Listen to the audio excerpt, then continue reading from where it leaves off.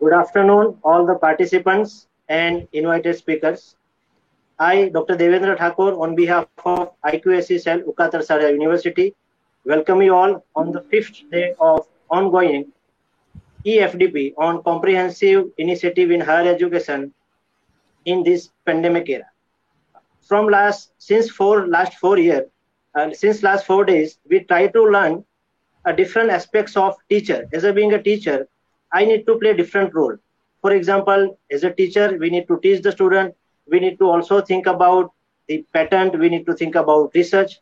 So in these 5 days FDP, we try to cover all this role, all this duty, what we have to play as a teacher. Starting from first lecture, we have started from startup and innovation. Then we talk about patent. We talk about outcome-based education. We try to learn different tools for e-learning in this pandemic era. Then we had one talk on what as a teacher, what we can do in this pandemic era from a medical officer. So in that way, we try to cover all the different aspects as a teacher. So today we are focusing the remaining two parts, and one of them is ranking framework. As a being a teacher of her institute, we always believe, we always try that our institute, our organization will have a good rank at national level, at state level. So today we have invited one of the professors from our college. He will going to talk on a ranking framework. I invite Dr. Gajanan Kalyankar sir for this talk. Before we start talk, let me introduce Gajanan sir. Dr. Gajanan Kalyankar sir is an associate professor in Maliba Pharmacy College at Ukatar Sarya University. He did BTech in 2001 from Nanded Pharmacy College, MPharm in 2004 from College of Pharmacy, Nasik, Pune University. He did PhD in 2014 from Veer Narmad South Gujarat University. He has more than 14 years of teaching experience and 1.5 years of industrial experience. He has published more than 19 research papers in national international journals. He has guided 8 PG students. He is an approved PhD guide in Ukatar Sarya University. He is a nodal officer for AISE, NIRF ranking, Unnat Bharat Abhiyan, Data Collection Committee. He is also NSS program coordinator in our Ukatar Sarya University. He has participated or presented the papers in more than 30 plus conferences, attended the workshops, and he has delivered more than 10 talks in different conferences, seminars, and workshops. So I invite Dr. Gajanan Kalyankar sir for your talk on ranking framework. Over to you, sir. Thank you, Devendra sir, for your kind words.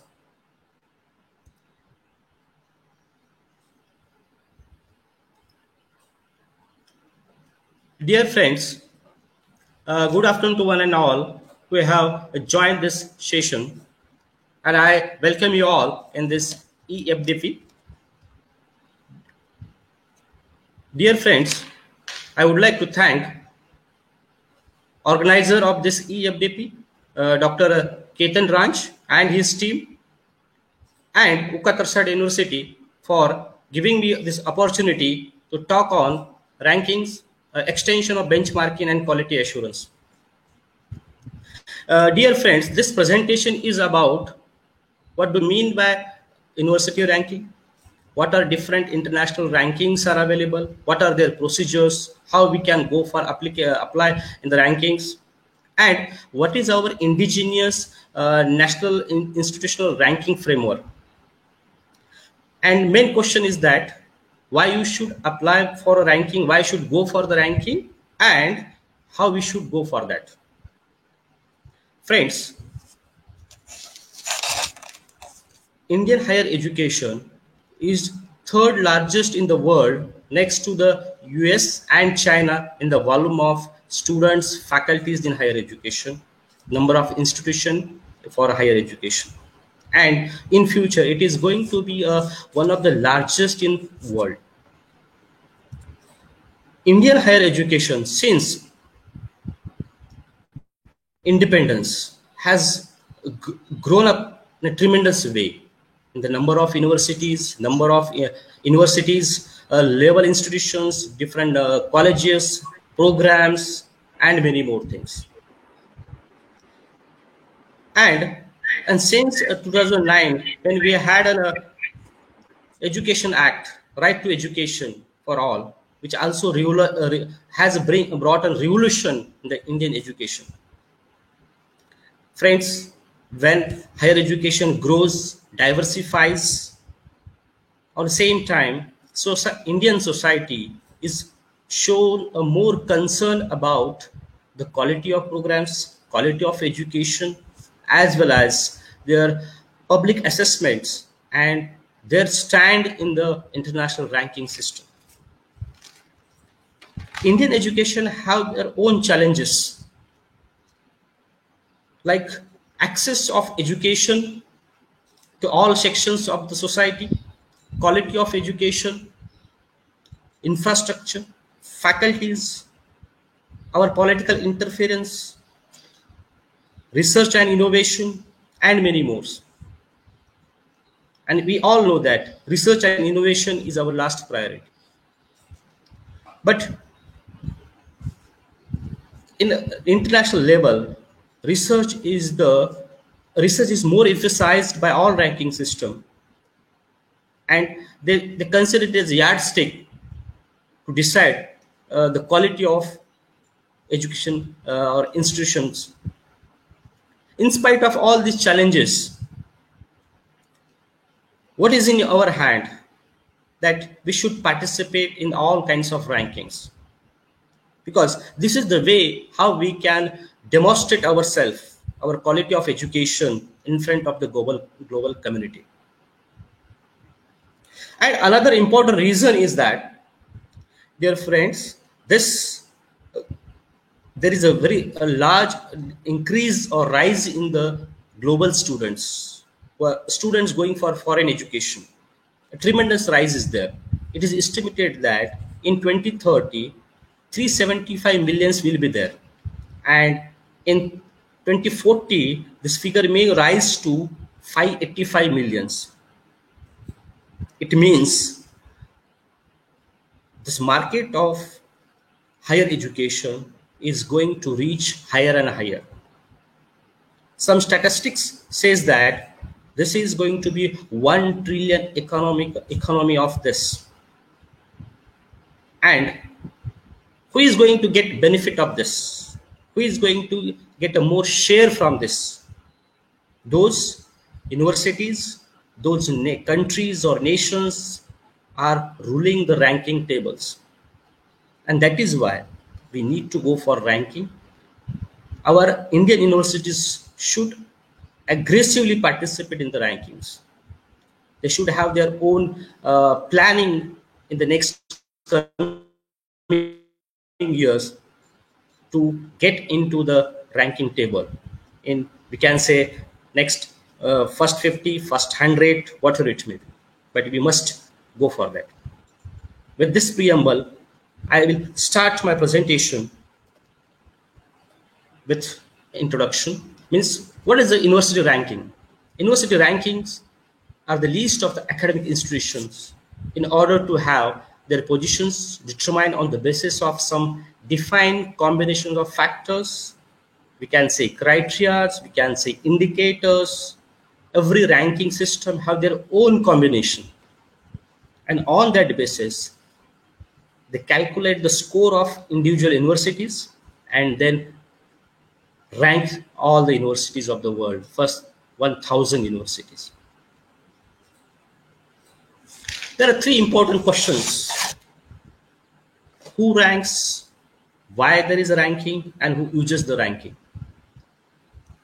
It is observed that the rankings are broadly elaborated by private agencies, entities, news channels, newspapers, magazines. They are basically taking the hold of this ranking systems. Why there should be a ranking? Ranking is needed to guide the students, to guide the parents while they are selecting the institutions for higher education. Rank will help the universities as a marketing tool. Ranking will help the policymaker to change their policies. Who uses the ranking? Ranking is basically used by students, parents, academicians, and the policymakers. What are the basic advantage of rankings? Rankings helps everybody to compare the performances and achievements of universities. What the university is giving as output, they will be compared with the others. Their milestones will be compared with the others. That will be a platform for a comparison. That may be comparison may be based on the world global rank, global universities, maybe based on the region, Asia, Europe, or it may be based on the country wise. So there may be a classifications, but these universities are going to be compared in the coming years. This ranking also helps diagnose the problems, or what we can say, the demerits of the universities, and that will also help them to change their directions of the development. We know that various funding agencies are providing the funds for the research, but this ranking can become one of the criteria for these funding agencies to provide the funds to institutions, to particular researchers, and all this. And this ranking will also give the correct or objective information for the policy makings. So those who are involved in the government for deciding the policies for higher education in their country, that time this will help more. These are the various ranking systems are there. Some are work globally, some work only based on their nation. Some are working in the only particular regions, like that. Academic ranking of world universities, Times Higher Education, QS top universities, Globometric ranking, Guardian ranking from the UK, Forbes from the USA, and our indigenous ranking, that is a National Institutional Ranking Framework, NIRF, India. We have taken few examples. We are not going to study all these ranking systems, but we are going to study 3 to 4 examples from the international rankings that I have taken first, and most important, that is academic ranking of world universities, which is actually released by the Shanghai University, and they started the ranking in 2003 onwards. And these are on the screen. We will find that these are the basic indicators of their ranking. They decide the quality of education based on the how many number of alumni win the Nobel Prizes and field medals. Field medals is equivalent to Nobel Prize in the mathematics. So, and the number of alumni who are receiving the Nobel Prizes and field medals, they categorize in a group of 10 years. The recent 10 years get a weightage of 100%, then next 90%, next 80%, and so on. Same, the quality of faculties, they put up one more important criteria, is that how many faculties from that university or institution are receiving the Nobel Prizes or winning the Nobel Prizes and field medals. And for that, they have put up 20% of the weightage. This is a very critical and important thing, that for winning the Nobel Prizes and field medals, this ranking has given weightage of 30%. And if you compare this with the underdeveloped countries, to win the Nobel Prize is a rarest thing. Then quality of faculty is also decided on one more parameter, that is called highly cited researchers. On yearly basis, Cleveland Analytics gives a list of highly cited researchers. And in this ranking, how many faculties are there in that list? That is going to get a weightage of 20% of the marks. Then next criteria is research output. Paper published in Nature and Science, how the bulk of papers published in the Nature and Science, and that papers are indexed in Science Citation Index expanded and Social Science Citation Index. We are having these five parameters: alumni of an institutions, staff of institution winning the Nobel Prize, highly cited researchers and paper published in Nature and Science, paper indexed in Science Citation Index. They will calculate the score of all these five parameters, and then they will divide it by the number of faculties in the available in the institutions, permanent faculties. So to get calculation of per capita performance of the university, that will having a weightage of 10%, but that performance is calculated on the basis of about 5 factors. In 2019, they have released their ranking, and in that you can see this is a table where we can have United States is ruling the table, which is having more than 200 universities in first 1,000 universities. In top 145, top 266. United Kingdom, China, Germany, Canada, Australia. See, these are the favorite destinations for the foreign education.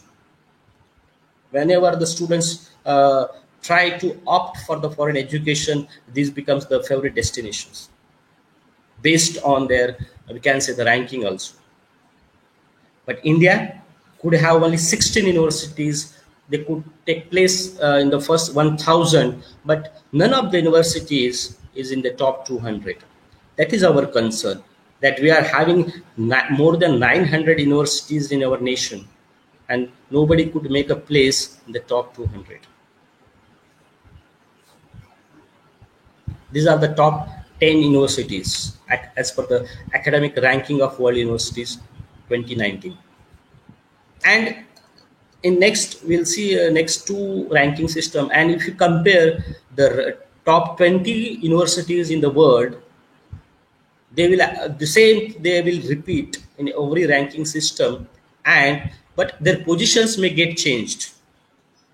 That positions based on the indicators used for the particular ranking system, because same Harvard University is making a top position here may not be present in the Times, may not be present on the same position in the QS ranking, world ranking, because every ranking system had changed their indicators, changed the proportion of the weightage for particular indicator. And on that basis, we can find that there is a variation in the position, but top 20 universities are going to remain on the table. Next university is our Times Higher Education. Friends, Times have started releasing their ranking in the 2004, along with their partner, that is QS World Ranking. Later on, they get separated. Then Times have made a collaboration with the Thomson Reuters, and now the partner is Elsevier. These are the indicators for the Times Higher Education. Times in the teaching learning environment, they do a global academic reputation survey, which is statistically is covering all the geography of the world and the mixing of the subjects. They reach to the faculties of the well-known universities, researchers, employers, and many more things. In case of teaching, 15% marks are allotted to this reputation survey. Then student faculty ratio, then income of your institution from this tuition fees, and number of faculties who are obtain a doctorate while teaching in the universities. That makes the teaching a weightage of 30% of the marks. Then another important criteria or indicator is research. Again, here also they do the academic reputation survey. They reach to the scientists, researchers in the universities, in the private organizations, and take what they talk about the university. And that is count more than 18% of the marks for that. Then how much amount of income the university or institution generating from the research activities. And it is scaled to number of faculties which are on the roll of that universities. And what is the research productivity? Research productivity is always calculated in terms of number of papers published. So how many number of papers are published? So that makes the criteria a research and having a weightage of 30%. Then they calculate the citation index of that particular university. That weightage is calculating 30% of the marks. Then what their international outlook, how many number of staffs are there from international background, how many number of students are there from international background, and how much amount of collaboration they are doing. The 7.5% of weightage is distributed like 2.5, 2.5, and 2.5 to each staff, student, and research collaborations. And last more criteria is industry income. That what is how efficiently the university is able to solve the problems of the industry, and how able to transfer the knowledge in a practical way, so that society will get benefit from that. So that is getting a 2.5% of the weightage, which makes the 100% weightage in all these indicators: teaching, research, citations, international outlook, and industry income. This Times Higher Education have exclusion criteria also. Like those universities are not teaching undergraduate programs, they will not be covered by the Times. Those universities publishing very few amount of research papers, they will not be also covered. And a particular university is targeting only one subject of a research. Suppose somebody is doing only research in only genetic, somebody is doing the research only in chemistry, somebody is doing only research in physics, they will not be covered in this. These are the main criteria for their exclusion. This is the output table of your Times Higher Education released in 2020.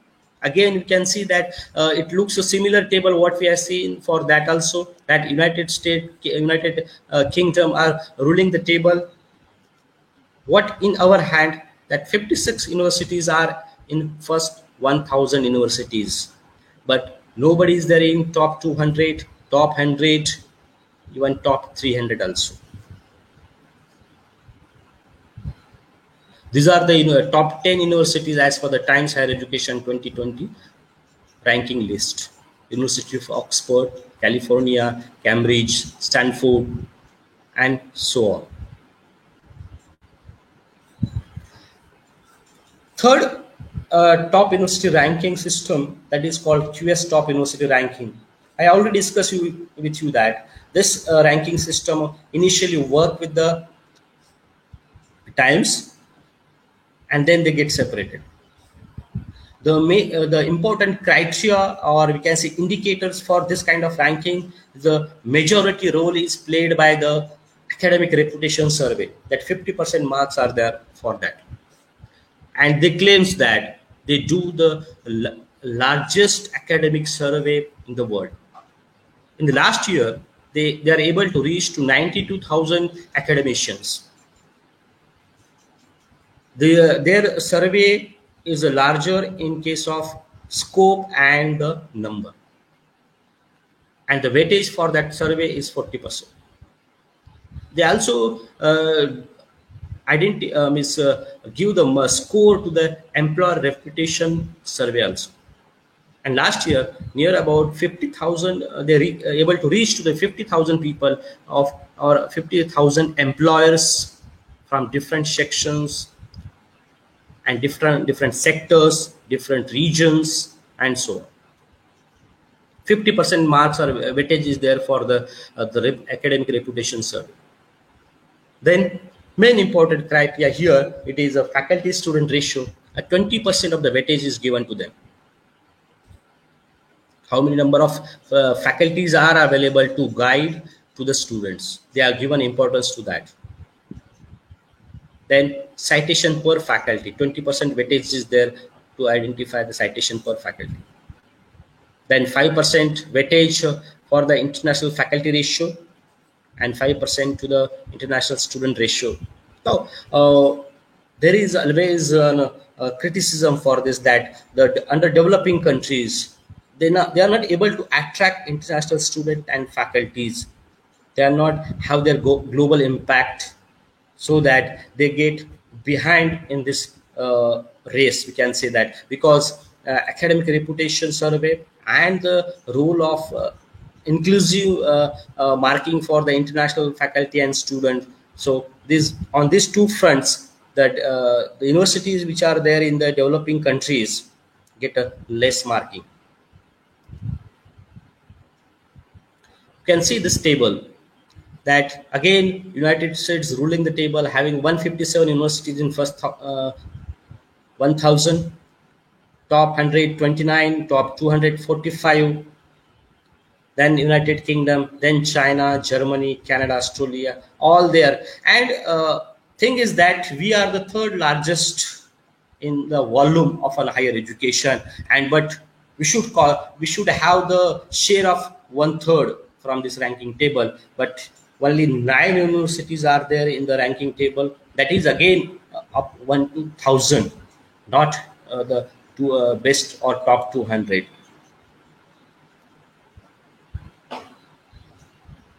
These are the universities in their QS top university ranking table: MIT, Stanford, Harvard, University of Oxford, California, and so on.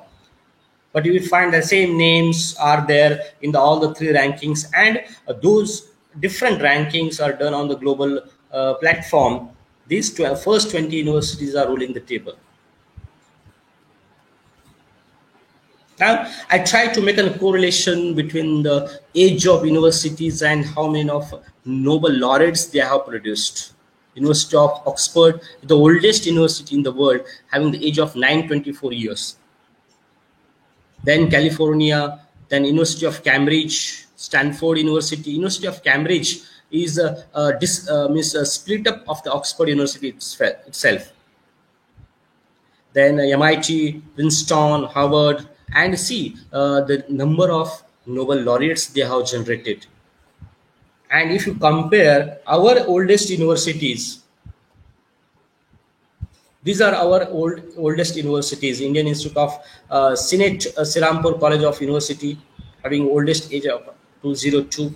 University of Calcutta, Mumbai, Madras, Aligarh Muslim University, Punjab universities. Everybody is having age more than 120 years.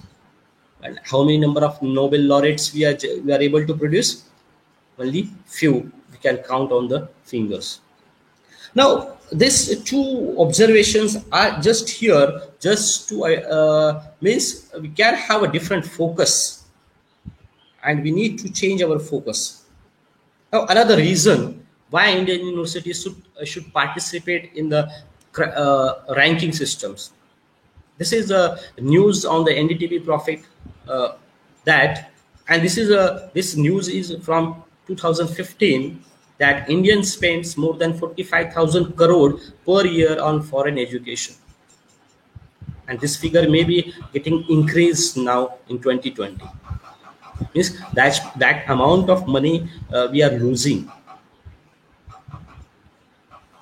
Second reason is that our number of students. This is data released from the Indian Ministry of External Affairs, that in July 2018, 753,000 Indian students went abroad for the higher education. And these are the 5 important favorite destinations: United States, Canada, Australia, Saudi Arabia, and United Arab Emirates. It indicates that and this figure are going to be increase. And it is said that means we are the second largest source of international students. We become the source of international students. That is a point of concern. So why we should develop the universities up to that rank or that level, so that we can at least save our money, our talent in India only. Now, these are certain facts and figures of Indian higher education. The data is taken from the portal of All India Higher Education Survey of Higher Education. We can see that total number of universities 993, number of colleges near about 40,000 colleges of higher education, and it is including of all kinds of higher education, like from arts, science, commerce, technical, engineering, medical, nursing, and all fields. We are having more than 1,000 standalone institutions. And see the number of students. We are having 37.3 millions of students are there in India itself in higher education. Our bulk of teacher is 1.416 million. No doubt our gross enrollment ratio is improved. Now it is a 26.3, and student faculty ratio is 29, and gender parity ratio means male to female ratio is 1. Now we can see that we are having a large amount of volume in higher education. So taking all these points into consideration, the Indian government, in 2014-15, they had set up a committee to decide the protocol of National Institutional Ranking Framework. And on the 29th of September 2015, they have announced the ranking. And first NIRF ranking is released on 2016, on 4th of April of 2016. And then continuously there is a release, yearly basis, there is a release of ranking. We do ranking on overall, we do ranking for universities, for different disciplines specific, like pharmacy, engineering, medical, then management, architecture, general colleges.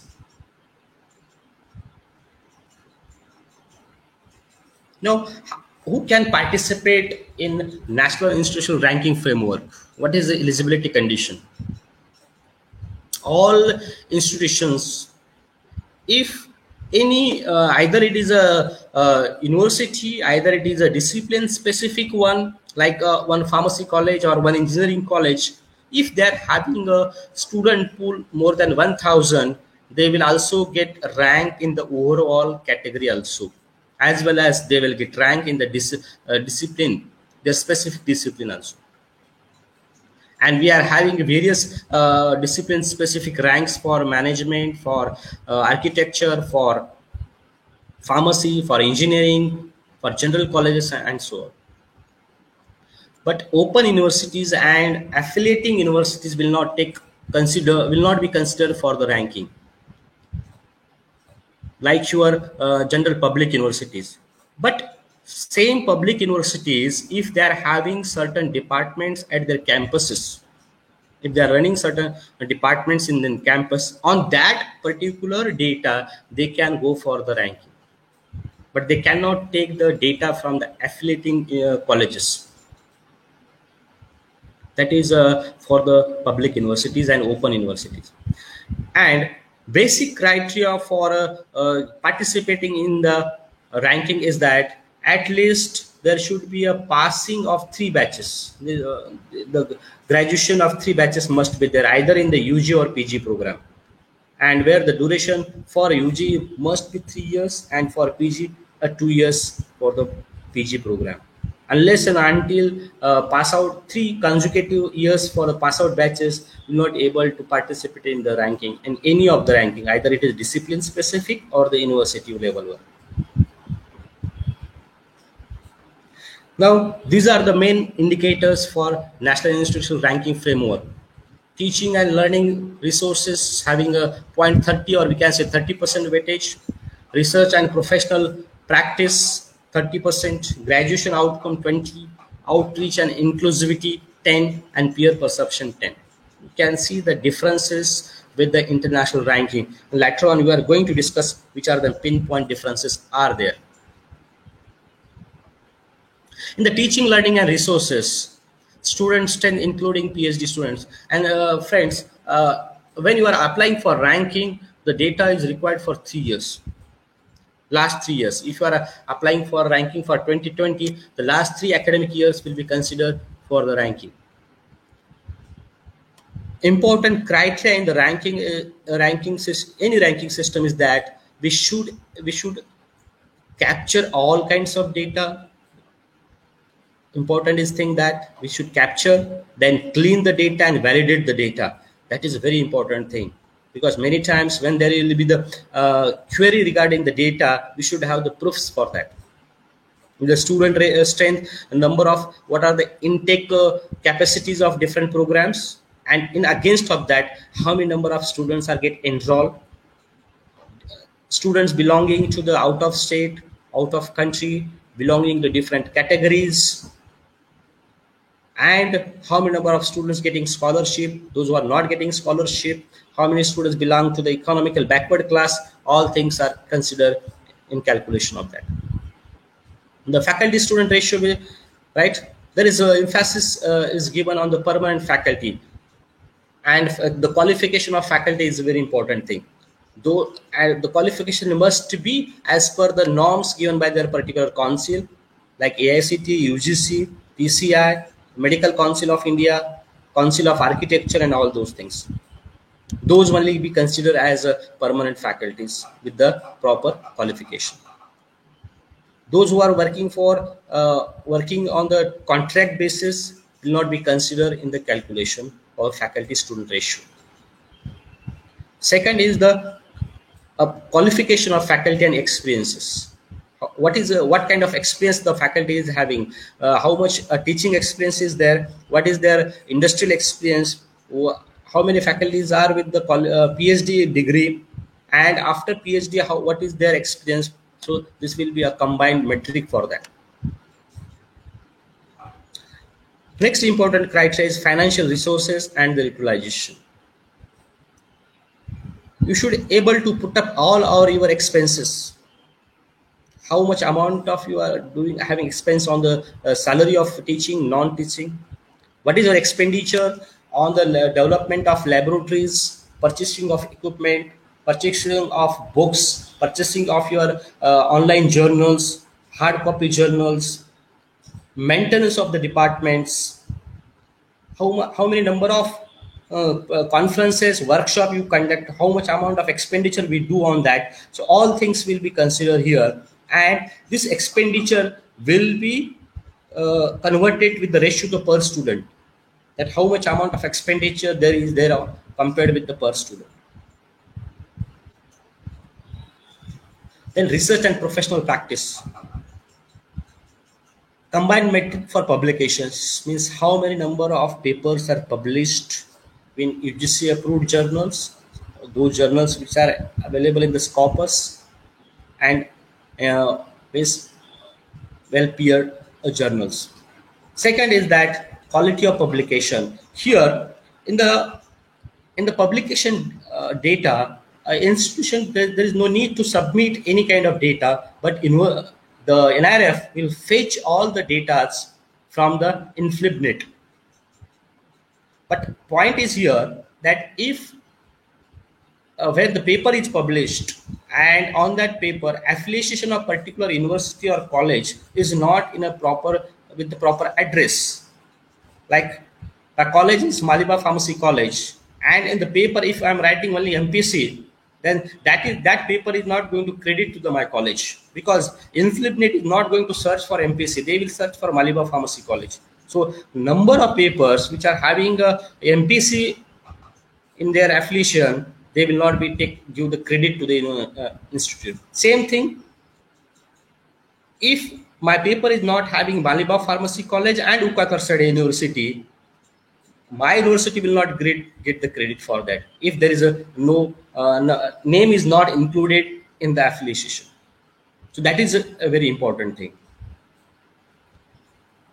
Then they will calculate how many numbers of papers are there in the citation, Indian citation. Then they will calculate the citation index and all those things. Number of patents published and granted. Just not there is no credit for the just application of patents. How many number of patents published and how many number of patents granted in particular years. Then footprints of projects and professional practice. Here, how much numbers of projects are sponsored projects from different government agencies like DST, ICMR, AICT, UGC, and what is the amount is there in that projects, as well as how much consultancy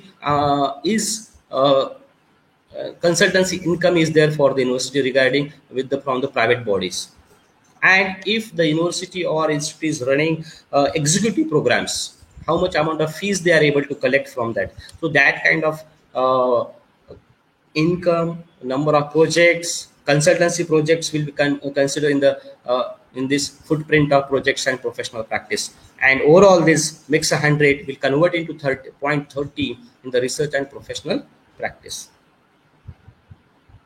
In the graduation outcome for a university or for overall ranking, the metric for university examination, and in that also how many number of students are they appear for examination, and how many numbers of students passed in a particular approved tenure. If the graduation is of 4 years, then they will calculate how many number of students graduated in that particular 4 years only.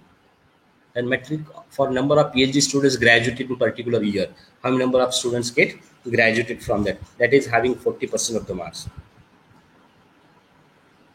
Outreach and inclusivity, the 10% marks are there. Here, students from out of state, out of region, out of country, they will be considered here.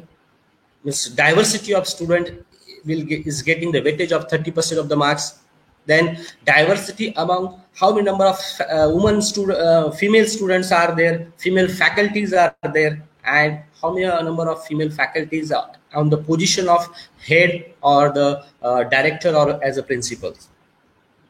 That also count for 30% marks. Then economically and socially challenged students.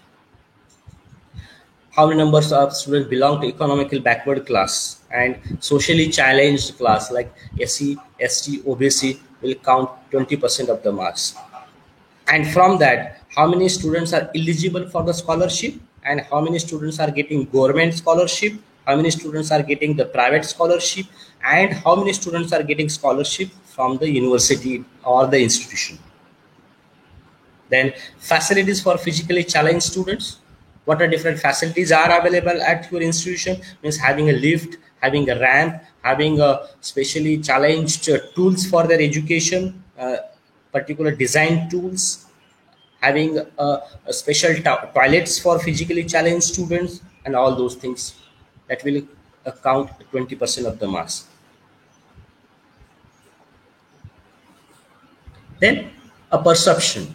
The NRF will do the survey in the reputed academic faculties and to the employers, and they will give the feedback. Now here importance that only having 10% marks for that, but those institutions which are at the rural area, they are getting hampered with this because as they are not known to. So it is an important thing that every institution should organize different workshops, seminars, and try to take their name at the national level, or we can say at the global level. Overall, these are the important indicators in the NRF ranking for a university or the overall criteria.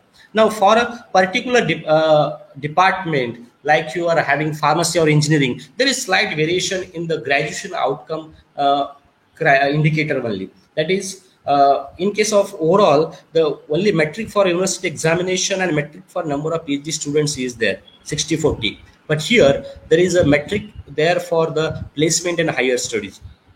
How many number of students are pass out from undergraduate, from postgraduates, and how many number of students are placed in campus interviews, as well as how much amount of salary they are obtaining. An important thing is that capturing of data, we need to have a proof for that, as well as how many number of students passed in the final year, and how many number of students went for the higher education in different, at your institution or at other institution also, right? That weightage is 40% of the marks. Here, metric of university examination reduced to only 15%. In case of university, it is a 60%. And the median salary received by your student is again counting important thing, that is having 25% of the mark. But for that, we need to have their placement orders as a proof. Then metric for number of PhD students graduated, that is a 20% of the marks are there. In case of management, there is slight variation. There is no metric for the number of students done the PhD. Here metric for the placement is 40%, and median salary is also having 40% of the weightage. Slide there is a means as per the disciplines specific criteria will change, their protocols are getting changed. Slight deviation is there in the graduation outcome. For a medical, for a placement in higher studies, 30% marks are there. University examination, 30% marks. But here, metric for number of PG students and number of super specialty students, there is a 40% weightage is there. Combined weightage is 40%. Those who are going for post graduation and those who are going for the super specialty. In 2019, this is a top 10 universities who got the rank, and it is a top one at the topmost position is Indian Institute of Science. And this Indian Institute of Science could make a mark in the international ranking also there. No doubt they are not could make the point on top 200, but that institution has shown the position in the first 500. Then Jawaharlal Nehru University, Banaras Hindu University, University of Hyderabad, Calcutta University, Jadavpur University, Anna University, then Amrita Vishwa Vidyapeetham, then Manipal Academy of Higher Education, and so on. Now we have seen international ranking system as well as our indigenous NRF also. Then what kind of the points are differ there? Basically, the QS World Ranking having 50% weightage is for the academic and employer reputation survey, which is a very a big chunk for the in case of the marks. In our system, we are having only 10% of the weightage for that. In the QS World Ranking, 20% weightage is for the faculty-student ratio. So 70% is only for the reputation and the faculty-student ratio. In the Times ranking, again, this reputation survey counts 33% of the marks, and in our is having only 10%. In academic ranking of world universities, having a quality of education and faculty based on Nobel and Field medals, Nobel prizes and Field, they are taking a 30% of the marks.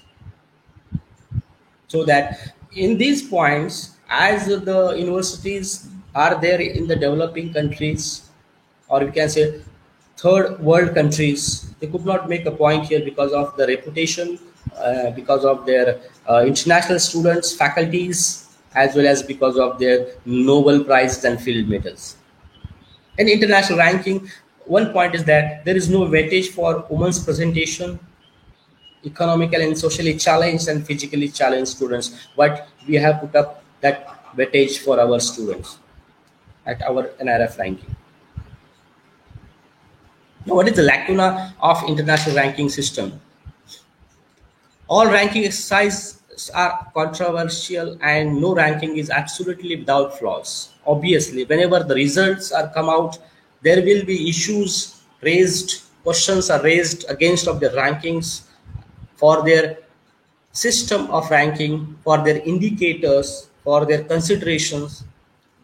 There is a criticism is always there. on the basis of difference in the structures, methodologies, criteria of indicators or indicators. Somebody says that they are giving more weightage to gold Nobel medals or field medals. Somebody says they are giving more weightage to the academic reputation surveys, and so on. Foremost important thing is that who are the designers of these rankings? Primarily the private entities like newspapers, magazines, and they don't have any direct responsibility for the higher education. That is you can say the point of concern is there. And one of the main function of any university teaching is the teaching, and it is not taken that much weightage in any of the ranking system that what are the different teaching methodologies are there.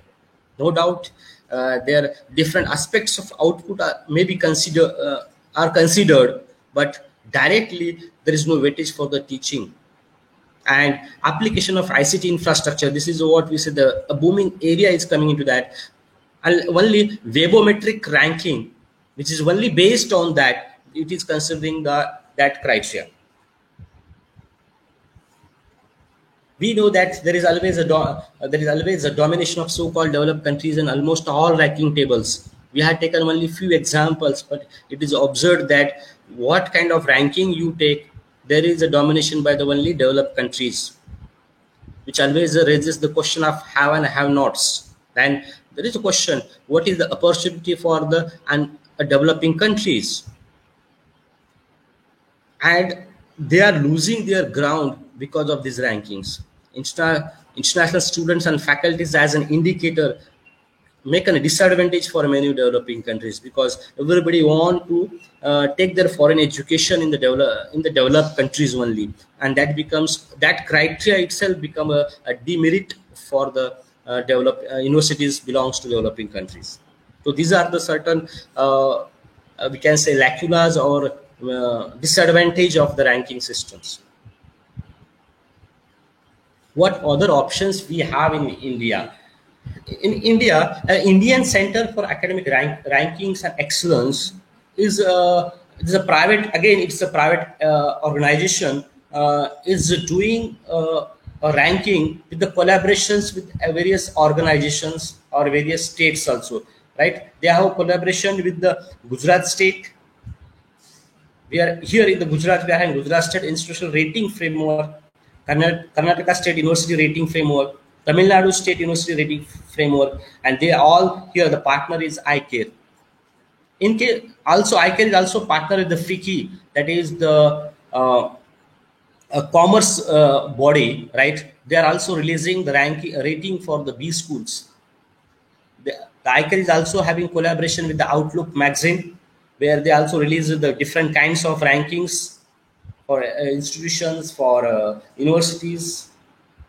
Another magazine, The Week, and Hansa Research, they do the ranking for best colleges and universities survey.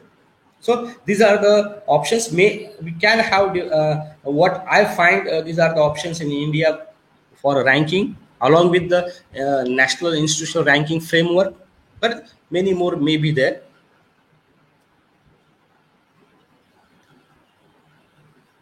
Conclusion: despite of all criticisms against league tables, it is clear that university ranking tables are not going to disappear, but will continue to be published and ever increasing numbers. More number of ranking systems will be there in the market. They will do the ranking on different indicators, different parameters, different criteria. So what is choice with us? That is participation. So we have to participate in the ranking system.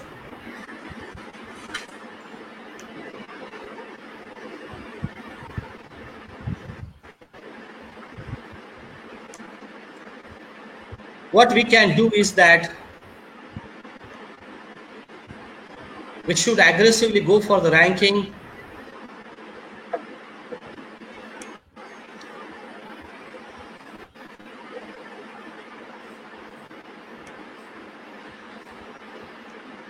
Sapan sir.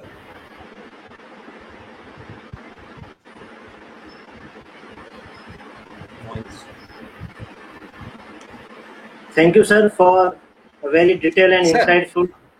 Okay, sir. sir, Continue. I need 2 to 5 minutes only. I need 5 minutes. Okay, okay, okay. Take Uh-huh. it. Yes. Yes. I'm going to conclude the session, right? Sir, what we can do is that we need to learn how to capture the data, how to clean our data and validate the data in all aspects. So it is very important. It is the heart of any ranking system, that how you are going to collect the data and how you are going to put up the data in front of any agency. That we need to practice it. Second is that we need to be more focused and have a long-term investment and commitment to excellence in education, research, and innovation. I will give you one example, that when you say that we talk about the developed countries and their universities, we always talk about their age of the universities, that they are so old universities, they are so belong to so developed countries, that but the university from Singapore, that is a Nanyang Technological University, that is normally famous as a NTU University, is established in 1981 only, having the age of only 38 years. But that university able to put up is the impression, footprints in the first 100 ranking of in all, including your Times ranking. They have got the 48th rank. The age of university is very, very, very less. That is 30 years only. And we are having the universities more than 120 years, but we could not make the mark, right? And that is a result of actually the focused and long-term commitment for the excellence. Next, we should collaborate with the international staff and universities. This aspect is very important, and China is doing aggressively on these 2 points. That is attraction of talent and collaboration with the international staff and the universities. More the collaboration, more will be the new ideas for the research, more will be the funding, more will be the paper publication, and more will be the citation for the papers. That is actually the secret of the collaborations. Then try to get better but not the bigger. This is a what philosophy of the California Technological University. Friends, here the university is having only less than 2,500 students, but university having more than 50 research centers. University is having more than 3 to 4 NASA products they have developed. UN universities having more than 40. They have produced more than 40 Nobel Prize winners and field medals. What is the output of this university? That their philosophy just be smaller but do the better things. So we can have at least one model in our nation which will work on that. At an institutional level, ranking can help to focus the minds of faculty on the core business of teaching, research, and knowledge transfer. That is a very important aspect of the ranking. For NRF, our achievements at our campus in the first ranking, when the ranking is released, our Maliba Pharmacy College secured the 37th rank. And also on every rankings release of ranking, we could mark in the ranking band of 76 to 100 in 17 and 18 in the consecutive years. Our Ukatarsai University could make a presence in the band of 151 to 200 in the ranking released in the 2017.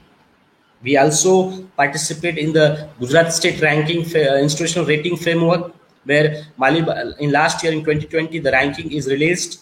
Maliba Pharmacy College is the third rank in pharmacy department category, and Ukatarsad University secured a 19th rank in the university category. With this, I conclude my presentation and thank you all of you for a patient listening.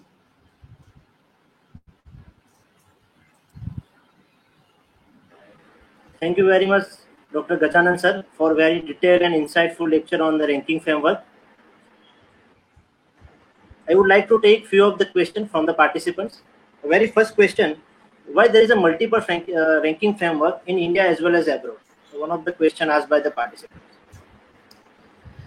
See, every ranking system work on different indicators. Their point of inclusions are different one. The policy makers of the particular ranking system think that these are the criteria on which university should be ranked or institution should be ranked, and on that basis there is a differences are there. In India, we are having only one option is that national institutional ranking framework on the in large scale. All others are the state level rankings, and we are having only one option for that. So one of the participants asked why there should not be a one nation one ranking, but I think NIRF is a one nation one ranking kind of system. Am I Yes, right? yes, and it is a government ranking is only one. But thing is that private body here main rankings are controlled by the private entities. So there is no control on that. Why any private sector can do the survey or not? We can't control them, right? Okay. Okay. The second question is what additional benefit we will get if I institute having the good ranking, either in NRIF or any other ranking system. Sir, every funding agency is looking for that. Even last time there is a release of AICT grant also, that they are asking the one question whether your institute is having a NIRF rank or not. In coming years, that becomes one of the major criteria for giving the funding from the different funding agencies, as well as the student when they search for that their admissions, they will definitely consider the what is the ranking status of particular institute. Okay. One more question about whatever criteria we are following in NIRF ranking, whether that mapped with international level. Certain aspects are matching. That's why we have seen one slide. There is a comparison where you are making having differences with that, like having certain rankings are having more weightage for the academic reputation. Yes, we do academic reputation survey, but the weightage is only 10%. In their case, we are having 50%. Somebody is having 30%. In another case, there is a difference of winning of Nobel prizes and field medals. We don't have that kind of weightage for here. Okay. Even even certain aspect we give the weightage, the international ranking system doesn't consider for that, because they think there is no need of that, like having a weightage for socially challenged, economically challenged, physically challenged students. They are giving a weightage for that also. If they are available in the universities, the university will get the marks for that. Okay. The last question, one of the participants asked, does this NIRF ranking, they take the or they consider the stakeholder feedback for the ranking? Yes, they are doing the feedback. They are doing the survey from the well-known academicians, employers, right? They reach to the people.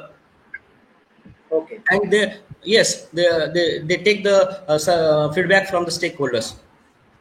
Sir, one more question about there are multiple other magazines and other private bodies. They are also giving the ranking for different education institute. So, is there any importance of it? Please question. There is so many private bodies, for example, magazines or any other private bodies. They also giving the ranking to different institutes. Yes. So, is there any importance of all these private bodies ranking system? See, internationally, all the ranking systems are given by the private bodies only, and slowly they will get the credit from that. How that private body is famous, how they do the marketing, and how they can capture the market from that will influence more. It is a slow process. In India, certain players are doing that. Now they will take the remark for that. Okay. Okay. Thank you very much, sir, for your wonderful response for all the questions. Sir, I would like to take the question from the Ketan Ransar. Is there? Okay, go ahead, sir. Question is about what is the data compilation process followed in our university. At our university, we are having a data compilation committee is there, and every institute is a participate. There is a member from that, and on online basis, we collect all the data on monthly basis, that whatever the events happen, right, they will put up the data online, and so that we are able to collect all data online, so that, and as well as there is we do the verification of the data also, right, so that in after 2 years or 3 years there will be no question on that data on regular basis. So the credit goes to our strong IT system. Yes, obviously. This is even IT. Some people are asking the questions why the facility of IT departments are not included as a remark in the ranking system. And one special ranking system is there, that is called webometric ranking. They especially work on that IT department. Okay. Thank you very much, sir. Thank you, sir. Thank you, sir. Once again, good afternoon, participants. There is one update. As per our scheduled talk, Dr. Mehul Thakur will going to take a talk, but because of the medical issue, he is not able to deliver the talk. So we have invited a very dynamic, energetic, young motivational speaker, Dr. Nirav Majmudar sir. We already attended one session on Atmanirbhar Bharat from the Nirav Majmudar sir. Sir will going to talk about today's topic of Nirav sir, how a faculty can make his or her indisposable in any of the education institute. Before we start on talk, let me introduce Dr. Nirav Majmudar sir. He is a trainer, well-known trainer and business coach. Dr. Nirav Majmudar has trained participants from different 22 countries and over 14 years of experience, especially in training. He has been awarded once in a lifetime award as the most innovative trainer award 2015 by Indian Society for Training and Development, ISTD. He has delivered a number of talks for universities, private bodies, government bodies, universities across the Gujarat and across the India. He has trained more than 30,000 plus participants on the very different topics. He has also been awarded for his research work at state level, national level, international level. He is right now founder of My Sarthi, a training and coaching firm. He is a co-founder of Midage Lab, which is a strategic consulting firm. He is also director of B-Click Digital Firm, which is the IT industry. So, and there is a lot of things to say, but before we go to a detailed intro of the Nirav sir, let's enjoy the talk, because in last talk, there is a very positive feedback from the participants. So all the participants are very excited to listen you once again, sir. Thank you very much to giving the very quick response, and over to you, sir. Thank you so much, Devendra ji. I am so happy that I am with all this august audience again today. I am sharing my screen. Just let me know if the screen is visible. I have just shared the screen. So, good afternoon, everyone. I'm here again with you on the topic how to be indispensable at your institute. So, we want to talk about, let me first take you to a brief objective. What are we going to do today? Today, we are going to talk about, in this pandemic world or in this world of uncertainties, as a faculty, there might be a lot of uncertainties which we have. Already academic institutes were having a lot of problem in getting admissions and whatnot. And all these things are adding fuel to fire. So what are we going to do is, come whatever the situation, what can we do that nothing affects us? Whatever is the situation, nothing affects all the faculty who are attending today's session. So first point which we want to discuss is how to be indispensable for your own institute or wherever you work for. Point number one. Second objective today which we want to cover is, today's topic was how to craft the teaching learning environment. So I'll try to be quick and I'll try to use less time on this topic, and then at the end we will have some time to discuss. If you face any problem in your academic teaching learning, we can talk about it, we can resolve the issues during this session.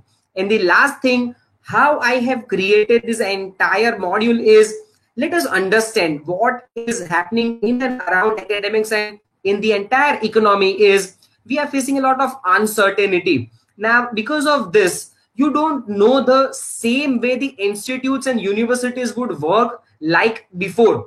Like before 15 years, we didn't have all this. We are talking about all these rubrics. We are talking about how institutions and universities are being ranked, are being evaluated. Before 15 years, there was nothing of this sorts. But because of the growing number of institutes, we need all these things. Now, after this uncertainty, we would obviously need to check our own quality. We obviously need to check how can we sustain ourselves. Let me tell you, times are not far away if we visualize academic institutions working like corporate. The corporate culture means of how smart you are, how good work are you doing, result orientation, everything would be there in future. If you agree with me, this section is for you. So the three things: how to be indispensable, teaching learning environment, how do we improve, we'll do it through question answers, and third, envision that after 1 year or 2 years, we might have a corporate culture, corporate norms and performance system. How will we be able to tackle all those things? So with that, let me take through you the current situation. I don't know how many of you are on LinkedIn. Please type yes if you are on LinkedIn. I am on LinkedIn, and one thing which I have observed is, I don't know if you have also observed, is before COVID-19, what I used to read on LinkedIn was people were writing something of this sort, and they wrote looking for a job, and that was a normal statement. Now during COVID, and because of uncertainty, people have now started writing. I don't know how many of you have observed, but you should, if you have gone through, people have started writing this actively looking for job, means they don't have any job. Times are not far away when people will write this desperately looking for a job because they don't have any income, and people would be desperate to get jobs. Why we are having these sessions is we don't fall into any of this category, and it is what I want is, why should we seek job? Institutions should seek you. Why should you run after institutes and jobs? The institutes and universities should come after you. So today we'll talk about what should we do in order that we become indispensable, we become a sought after teacher, and we become a sought after employee for every university. So this session is for you, and this session is not for something, it is not just for sustaining yourself. So if you aim high, this session is for you. I want to ask you, do you know this character? It is one of my favorite character. And he is from a series, online series. Do you know this series, or do you know this character? If you know this, please type yes, or please type the name of this character. One of my favorite character. Do you know him? My dear friends, he is one of my favorite character. He is Harvey Specter from Suits, and I want to share one thing which he always says, that Harvey Specter says, he says, life is this. Harvey Specter says, life is this. I'm not sure if my visuals are available with PPT. Host, can you let me know if my visuals are visible with the PPT? So, yeah, Harvey Specter says, life is this. Devendra ji, am I visible? Thank you so much. So, Harvey Specter says, life is this. I like this. So today what are we going to talk is, we want to talk about not the average level, we want to talk about the outstanding performance level. So are you ready for that level? Not the average level. Life is this, but I like this. Today the session is for that. And what are we going to do is, we are going to divide every aspect which I talk at 3 different levels. And first level is people who are at below level, people who are at all the faculties who are at below average level. Now most of them are at below average level, and many of them are also at life at this level, means average level.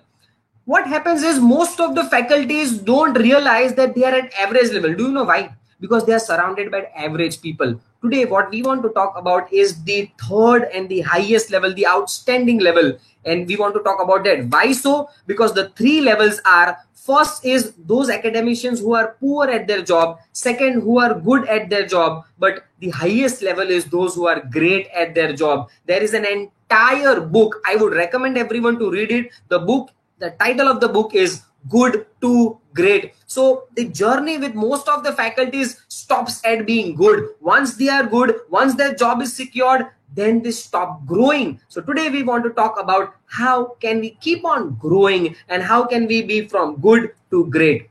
So I want to ask you, do you know this movie? How many of you have seen this movie or do you know this movie? Please write the answer in chat. Do you know the name of this movie? Very interesting. The favorite in youngsters, the movie is, yes, you are right. The movie is Ye Jawani Hai Diwani. I just love the movie of Ranbir Kapoor, and he says कि मैं उड़ना चाहता हूँ, दौड़ना चाहता हूँ, गिरना भी चाहता हूँ, बस रुकना नहीं चाहता. And that is what we want our faculties. Please don't stop in the growth process. Please don't stop in the learning process. Once you stop, you will cease to exist. And one of the line of the founder of Paytm, Vijay Shekhar Sharma, says, stop staying still. So stop staying still. So the moment you stop growing, you are outdated and you are not required. So the 3 levels is, first are those teachers who stop learning once they get job. Let me tell you what is the difference between foreign and India and most of the Indian, not only academics, but also in various other fields is, in most of the fields, once you pass out, people stop learning, people stop getting more certificates. In abroad, when you go to foreign countries, how are they different is mandatory. They have additional certification and mandatory after 3 years, they need to refresh themselves. So please don't stop growing. If you stop, you are at the bottom level. Second are all those who stay with others. So if other are attending 2 FDPs, I'll also attend 2 FDPs. Other are writing 2 research papers, I'll also write 2 research papers. If others are doing MPhil, I'll also do MPhil. Now that is what we need to come out of. What we need is, we need to surpass others and we need to be at this level. If you want life is this, like Harvey Specter, and if you want to be indispensable for the entire this session, I will be classifying all the faculties at 3 different levels: the bottom level, the average level, and the indispensable level. So stay tuned, we'll talk more about it. Now, how can you be indispensable? I want to ask this question. I don't want answer. Please don't type anything. My question to you is very straightforward. Are you in this profession by chance or by choice? Or it is one of the biggest factor among faculties, how they perform in an academic institute. If they are here by chance, the arrow shows the downward, they will always be at bottom level.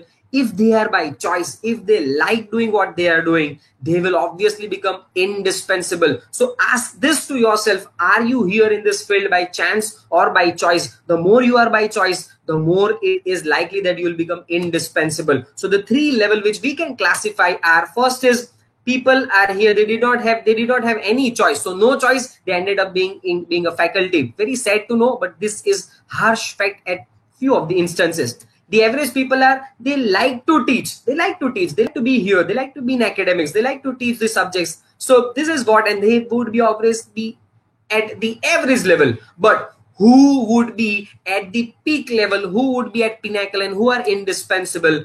These are the people who love to teach. These are people who do not evaluate themselves on the basis of what amount they are paid. They have sheer love for teaching. They have sheer love for students. They have sheer love for this profession. And that is why they would do something great. It will always be indispensable. Over here, I want to request everyone one thing is, what I have observed, I have taught in academics for 10 years. And what I have found is, teachers evaluate themselves by the salary they get. I want to repeat this line. Teachers would evaluate themselves by the salary they get. They compare themselves with their colleagues who were with them during their education, during their college life. They might have gone to a big corporate and they might be earning a lot of money. And then they compare themselves with these corporate guys who are earning in lakhs and in 6 digits. Please, my request to all of you is, your role is much bigger than all these corporates. Don't compare, don't evaluate. Your value is not your salary. If you love doing what you are doing, if you are getting that satisfaction of teaching, satisfaction of taking people at the next level, you would love doing it, and then you will become indispensable. Next is, when we talk about the pinnacle level, the indispensable level, please don't be nothing. You should be nothing less than the world's best teacher. I again repeat, why do you want to be just a teacher? Why do you want to be just a teacher in your institute? Why don't we aim at, and how many of us, I want to ask this question. If you know this, please type in chat. How many of you know what is the highest level of award given to teacher in India? How many of are even aware about the highest cadre of award given in India to a teacher? When we are not aware, we will not aim for it. We simply need to be the world's best teacher. If you aim high, you will obviously become indispensable. So the 3 level I want to talk after giving these examples is, we all know these two gentlemen, right? Sachin and Manmohan Singh. Sachin is obviously, he's known as the, if cricket is religion, what is Sachin known as? If cricket is religion, you know it. If cricket is religion, Sachin is the god of cricket, and he is indispensable obviously for cricket. Similarly, Manmohan Singh is one of the best finance minister which India has ever had. But my question to you, all of you now, is how was Sachin as the captain of Indian cricket team? Second question is, how was Manmohan Singh as the Prime Minister of India? Now, there might be questions. So what we need to understand is, both of them are absolutely wonderful performers. They are good at what they do, and they are good at when they are performing.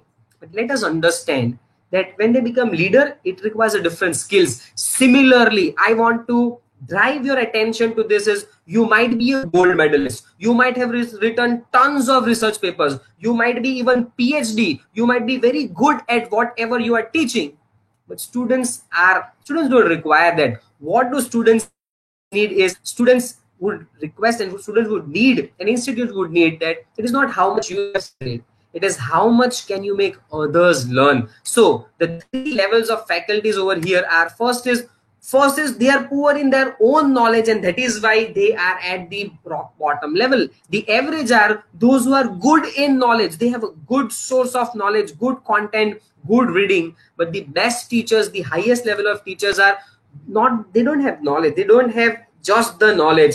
They are good in teaching. They are good in imparting it to the students. One thing which I learned, one of my teacher told me, and that line is still, it still reverberates in my mind, and it says, that teacher told me is, teaching is not important.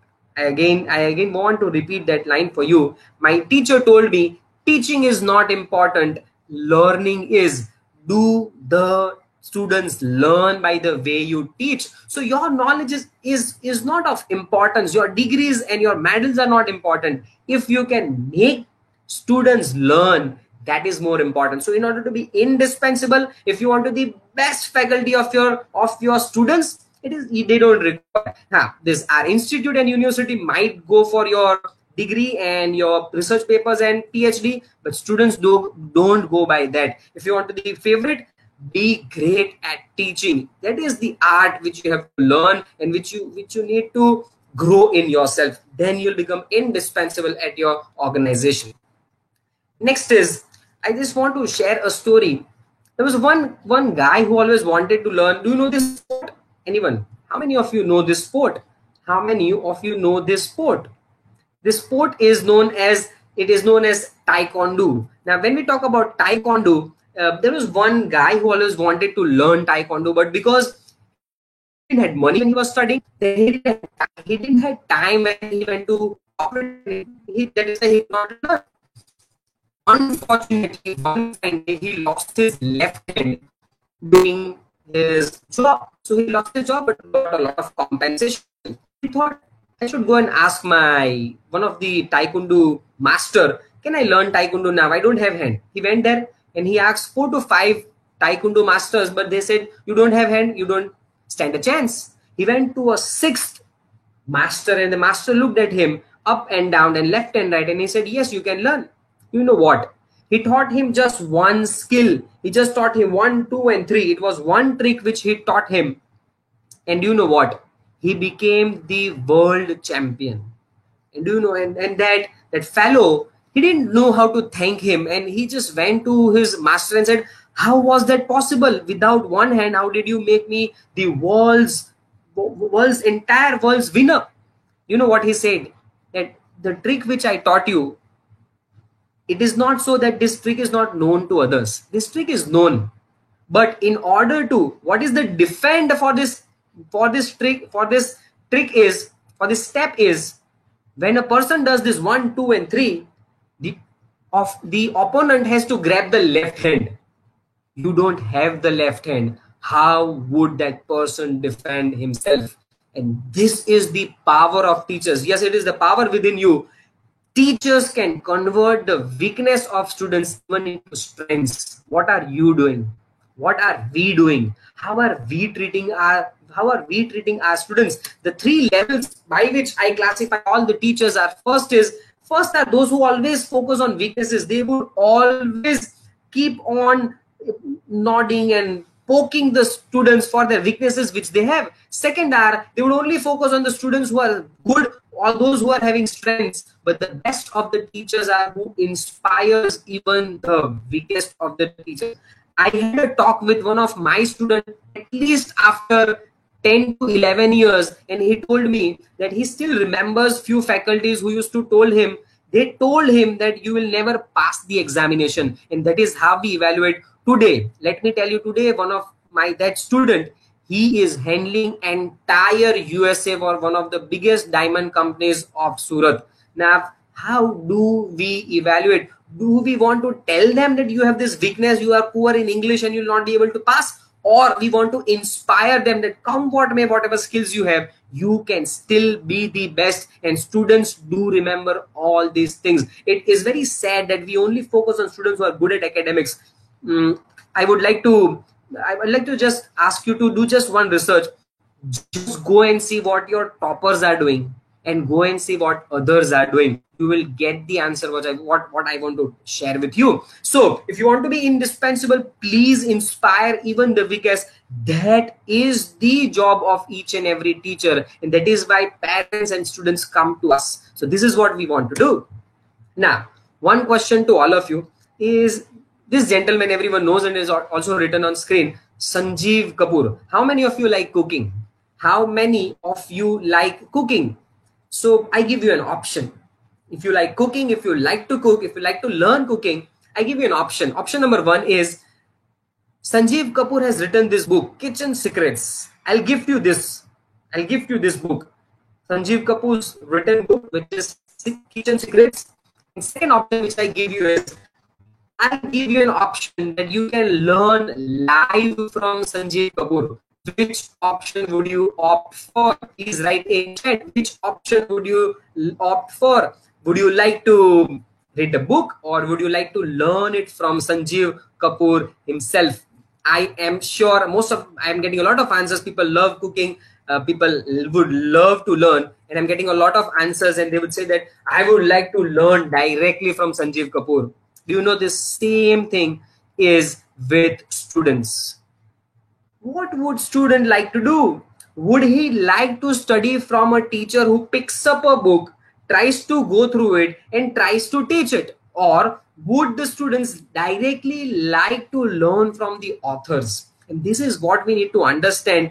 If there is some problem in getting admissions, ask yourself, how many of our teachers are authors of the book which are taught at universities? The moment you go to all these universities which are at top, you go to IIMs, you go to IITs, you go to Harvard, you go to other institutes, what you will find over there is they are authors. They do great research, they write great books, and their models are taught across the world. And then they don't face any problem of admission. They don't face any other problem. So the question is, what kind of a teacher we are? Again, the 3 level. 1 level is all those who are still struggling to read the content and teach. This is the lowest level. They have the book, but they're struggling to read and explain and make the students learn. Second is, they know the content of the books, but obviously at the top they would be, these are the people who are authors. These are the people who write books. These are the people who create models. These are the people whose books and models are taught across the countries.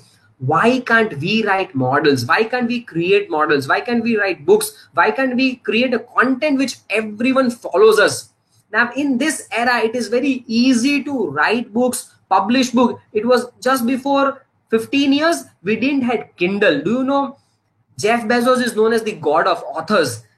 Do you know why Jeff Bezos is known as God of authors? How many of us are aware why Jeff Bezos is known as the God of authors? If you know, please write. Why is he known as the God of authors? Do you know what? When earlier people wanted to write a book and publish it, the acceptance ratio is just 2%. So 98% authors are rejected.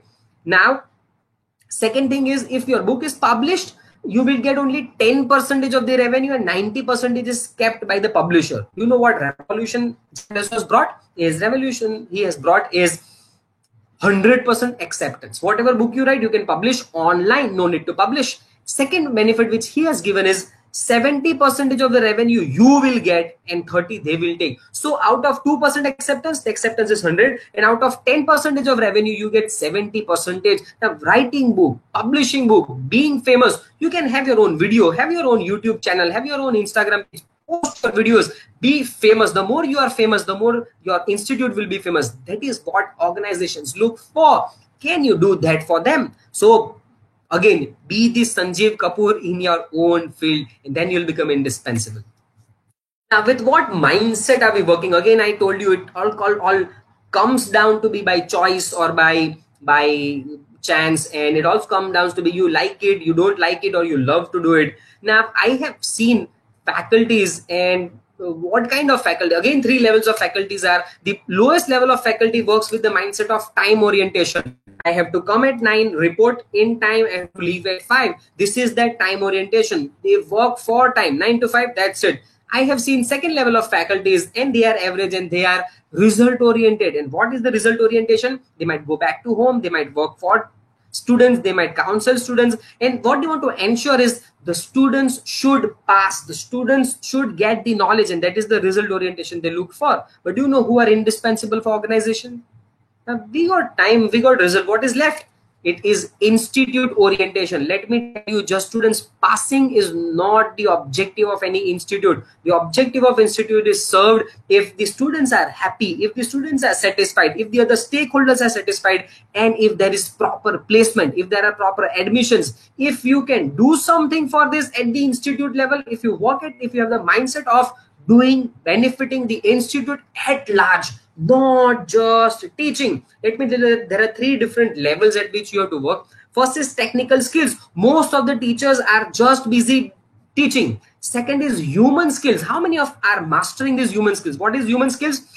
How is our relation with teachers? How is our relation with other stakeholders? How is our relations with corporates? How much do we go outside and meet to the associations, the corporates, the companies, and build relation for our organization? So that is thinking at the institute level. So human skills. And finally is the conceptual skills. Can you find out new ways for the organization, and can you work for your institute and find out something new in admission, in results, in placements, all these things? If you work out on all these things, then you are working at institute level. Please just don't be busy teaching.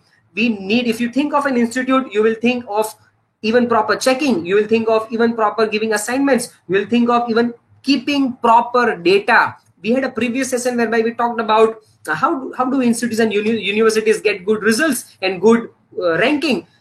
Proper documentation is required. Are we just busy teaching? Do we don't like documentation? If you think at institute level, you will be even good at documenting, because institute needs that. So this is what we need to be indispensable.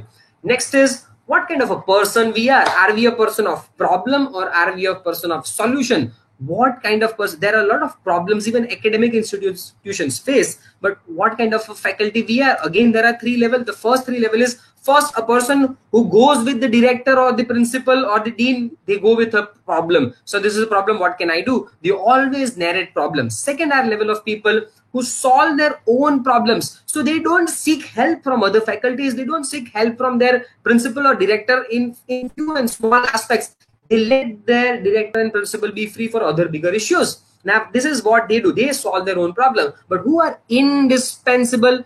They are those people who are able to solve institute's problem. There might be a lot of problem. You all are witness of your institution. If you're working since few years, you know what kind of different problems an institute would face. I don't want to list the problem which institute would face. You all are tackling it. You all are facing it day to day.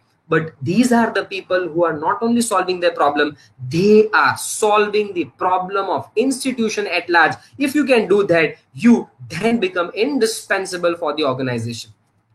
This is the level which I wanted to talk about. It is not only technical skills, human skills, and conceptual skills. When you blend all these things together, then you become indispensable. So the three level are just technical skills, yani only teaching. The second is technical and human skill. You build good relation with your teachers and teachers, students, and other stakeholders. But finally, finding out the conceptual solutions, having everything, a good teacher, a person who does good documentation, a person who has good relations with every stakeholder, and finally the person who can bring out creative, innovative solutions at the institute level problems, that would make you indispensable. Now, I want everyone to close your eyes quickly. Please close your eyes. Please close your eyes. Okay, thank you so much. Please close your eyes. I just want to ask you, you might be meeting few friends regularly. यानी हमारे 5-6 friends ऐसे होते हैं, we keep on meeting them regularly. Every talk, everything we share with them. So please recall all those 5 to 6 people जिनके साथ आप maximum time spend करते हो. The maximum time you might be spending with all these 5 to 6 people.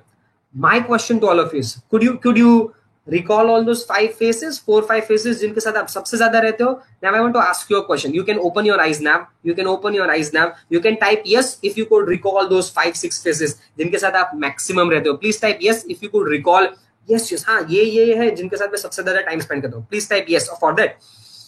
Okay, so now my question is, you just recalled all the faces जिनके साथ आप सबसे ज्यादा time spend करते हो. My question to you is, what do you discuss with your most common friends? When you friends come together, what are the topics to discuss? I want to share a quote of Eleanor Roosevelt, and Eleanor Roosevelt says that poor minds discuss people. आप अपने आप evaluate करो. You should evaluate what do you do with your friends, what do you do with your colleagues. Poor minds, Eleanor Roosevelt says, poor minds discuss people. वो लोगों की बात करते, इसको देखा, उसको देखा, इसने ये किया, ये वहां गया था, ये इसके साथ था. So poor minds discuss people. Average minds discuss event. वो event की बात करते हैं, घटना की बात करते हैं. यहाँ पे ये सेशन है, यहाँ पे COVID-19 के इतने केसेस हुए हैं, यहाँ पे ये जोन है. So they might be talking all these things. They might आपको बताया बेजान दारू वाला कल मर गया, he is also died from coronavirus. उसको फोन करके बताएंगे, उसका फोटो सेंड करेंगे. So average minds would discuss. They would discuss the events. But who are the great minds? The great minds are those who discusses ideas. My question to you is, for becoming indispensable, my question to you is, what kind of a friend circle do you have? What kind of a social circle do you have? And what do you discuss with them? The 3 level of people are, I would repeat, the lowest level of people and academicians would be who keep on discussing about people. The second level of people, they would discuss about events. And the final are, they would discuss about ideas. Yesterday we talked about collaboration. Yesterday we talked about, can we come together for not only individual excellence, but institute excellence, academic excellence, and Indian excellence. So how can we come together? How can we collaborate for ideas? So I would request, at lunch, what do you discuss? At tea, what do you discuss with other faculties, with your best friends? Please come out of all these people. If you are with people who keep on talking about people, please come out of them. If you are with people who keep on talking about events, let them know that this is not what I am here for. Please be surrounded by people who discuss ideas, and that would make you indispensable. I don't want to exaggerate, and I don't know how to give more, how to exemplify it more. We go to corporates and we go to entrepreneurs and we just tell them one thing. If you are earning 10 lakh a year and if you want to earn 50 lakh, एक ही काम करो, simple. 10 lakh कमा रहे हो, 50 लाख कमाना है तो क्या करना है? Surround yourself with 5 people who earn 50 lakh. सिर्फ इतना करने से, by just doing this, you will reach at 50 lakh an year. This is the power of the people whom you be with. So in order to be indispensable, surround yourself with those who discuss ideas. Ask yourself today, this is your action point today. Ask yourself, who should I be with? Next is, what do you see? My question is, what do you see? Please write in chat, what do you see? Do you have this knowledge? Can you see this? What is this? What do you see on the screen? Now, you might say there are bubbles, there are dots of two different color of differences at different places, but that is knowledge. That is knowledge. We are talking about being indispensable. Knowledge is not enough. What else we need is experience. A faculty who is experienced can connect the dots. I'm telling you, a faculty which is experienced can connect the dots, but it is not always that you just need experience. Even if you are fresh, even if you are new, you can still do miracles if you have this. And that is the third level, is creativity. Creativity can take you at any level. Albert Einstein told that logic can take you from A to B, but creativity, imagination can take you from A to anywhere in the world. And that is the power of being indispensable. Yesterday also I emphasized on the issue when I talk about India is not in top 5 is because we don't innovate. Every session, every day, every people I keep on meeting, I say that this 22nd century is for innovation. So the 3 level of faculties which we would have is the first level of people, those who don't use technology, those who don't use innovation. If something new is coming, they are not able to adapt it. If you cannot adopt it and adapt it, you will be thrown out of anywhere you are. Second is, these are the people who use innovation. If something new comes, if online teaching comes, they will learn it. If PPT comes, they will learn it. If they have smart boards, they will learn it. So they keep on learning, and they are just, again, they are still at average. In order to be indispensable, you know what you have to do? You need to innovate. Are you the person who innovates? Yesterday I also talked about having patents. Can we talk about having patents? Can we innovate? Can we innovate in even smallest of the aspects? So there's a lot to talk about innovate, but I just want to emphasize the power of innovation by this last example which I gave in knowledge, experience, and creativity. This makes you obviously indispensable. I'll give an example. I don't know, few of you might be fan of Amitabh Bachchan, few of you might be fan of Shah Rukh Khan, and I don't know which Don do you like. I'm not here to compare which Don do you like. Do you like the old Don or do you like the new Don? Do you know what? I just want to exemplify one thing. If you have seen the old Don, and there was one thing that the villain wanted was a diary. But when the movie was recreated, do you know what was missing and what the villain was finding out? He was finding the CD. This is what even movies are taking care of. If an old age, they might have diary. They did not repeat it same, and they did not say that we will be finding diary. They change it from diary to CD, and that is what we need to understand. Are we techno savvy, and are we living in this 21st century, or are we still living in the 20th century? Are we still teaching from the books which we had studied? I have seen faculties carrying their book which they studied in their academics institute, their pages have gone yellow, but still they still keep on teaching from all those old books. Can we innovate? Can we do something new? Can we come out of the old? That will make you indispensable. I just want to share one quick story. I just have quick look at time. Moderator, can you let me know what is the amount of time we have? How much time is left? If you can let me know, I can. You can speak another for 15 minutes. Oh, thank you so much. So kind of you. So let us talk about Mahatma Gandhi. You have given 15 minutes, but I like to curtail it a bit. I want to take questions because today's topic was not this. It was related with 21st century art of teaching and learning. So we have a few questions also. Thank you so much for this kind gesture of giving me 15 minutes. So let us talk about Mahatma Gandhi. Do you think he had contributed for India? Obviously, yes. And my question to all of you is, the first thing which we did when we got independent was on 15th of August. We had hoisted a flag on the Red Fort. My question to all of you is, do you think Mahatma Gandhi deserved to be there on the Red Fort during this flag hoisting first time in history? Yes or no? Obviously, yes. The second question is, was Mahatma Gandhi there when the first flag of independent India hoisted at the Red Fort? He was not there. Do you know why?